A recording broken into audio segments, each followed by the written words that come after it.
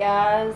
So Rockstar never fails to impress or keep games in suspense for years on a single game, as we've seen with GTA 5. But today I wanted to reveal some of the greatest Red Dead Redemption 2 storyline and side mission secrets that are going to blow y'all's mind. This is my interpretation. So, first things first. The time era was very morbid, dreary lives of people established in the New World. Slavery, prohibition, robbery, these were actually ways of life. And chances are, if a person or family was prominent, they were also probably morally some of the worst people of the time. With that being said, here we go. So far, I found so many different correspondences to William Faulkner books. The Sound and the Fury sounds like the basic storyline to me. He also has a book called Sanctuary.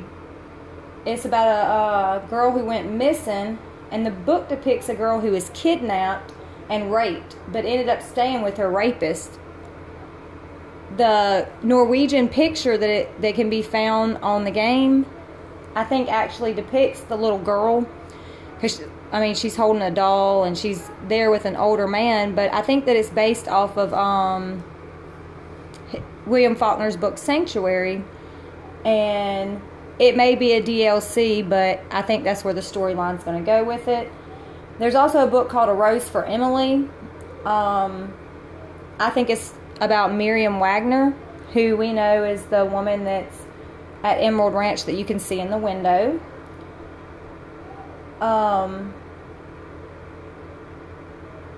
If you read the letter from to Miriam Wagner from Annabelle, it said that someone named Lily is the one that told Annabelle about Miriam's situation. The book A Rose for Emily actually talks about it's from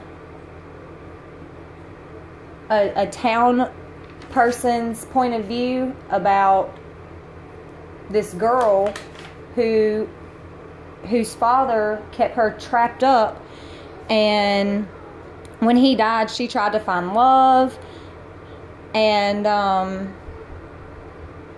she ends up meeting this guy who comes into town on business, and he didn't want the family life, so she decided that she would poison him. She ends up killing him, and the townspeople can smell his rotting corpse inside of her house. But they kind of don't say anything because, well, I guess because of everything she's went through. Oh yeah, back to Sanctuary, where the girl that gets kidnapped, that book actually takes place at a brothel in New Orleans. So I'm thinking, the Saint Denis area that's based off the New Orleans area is where we're actually going to find the missing girl, whether it be a DLC or if it's actually already programmed in the game. There's also a book called As I Lay Dying by William Faulkner, and for anybody that's played through the game, you've come across the mission As I Lay Dying. The book is about an ill woman whose kids and husband take her to her hometown to be buried. So they travel across country to bury her in her hometown. I can't remember exactly how I stumbled upon William Faulkner as being the correlation, but Faulkner is known for discussing difficult topics of the American South, and his stories always came out as morbid because the founding the New World and establishing it was pretty morbid. Also, the Trail of Trees is a real thing. There are actually trees, they're not protected, and they're like 250 to 300 years old. And the Indians actually created these weird trees as trail markers so that they could find their correct path across the river or back to their camp, things of that nature. They were just little markers because, well, Google Maps didn't exist back then. Stay with me. Okay. So Faulkner has a bunch of different books. He's got one called These 13, and I'm thinking it's the main 13 characters that you hear a bit of their story life throughout the games. He also has a book called Barn Burning, and I haven't really decided if it's a depiction of when Bill burned Bonnie McFarlane's barn or the Uncle's stagecoach robbery. I'm not 100% sure on it, but there's just a lot of correlations back to William Faulkner books, and I don't know if this is Red Dead Redemption's way of bringing back history that has otherwise been lost, especially through literature, because as we advance more and more into technology, we get away from the things that established our country, and it's some pretty morbid things. I'm still trying to make some correlations between his books and the rest of the story. I've done a lot of research on the different people, and I also found out that Dutch and Colm were actually buddies back in the day, but because Colm killed Dutch's old lady Annabelle, which we really haven't found out a lot more about her, but Colm killed Dutch's lover Annabelle, and her death started this long-standing feud between the two.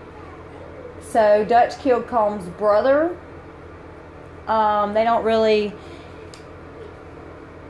tell a lot about his brother, other than Dutch was the one that killed him.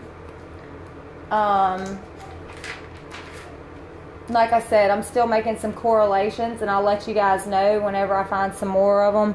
But I think that just knowing a little bit of our literary history will help us actually get through this game in a more prominent way, to where it's not such a mystery, but just a little research on things that have already been divulged on throughout our history. I will let you guys know